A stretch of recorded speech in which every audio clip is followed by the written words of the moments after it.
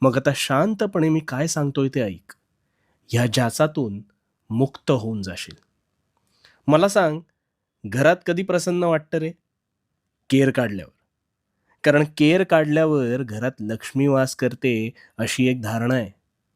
पण मग हाच कचरा जर तू साठवत नेलास, तर घरात दुर्गंधी पसरेल आणि मग काही दिवसात ह्याच दुर्गंधीने घरात रोगराई पसरू शकते.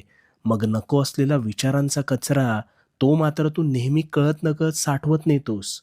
ज्याची मुळं तुझ्या मनात घट्ट घर करून बसतात आणि मानसिक स्वास्थ्य बिघडवतात. पण मग या विचारांना मानसन्मान कोण देतं रे? मला सांग ना, कोण देतं? तूच ना. आणि म्हणून आणि म्हणून ते तुझ्या मनात घर करून बसतात. तुझी चूक नसताना तूच ह्यात कोळ्यासारखा गुरफटत जातोस. आता यातून मार्ग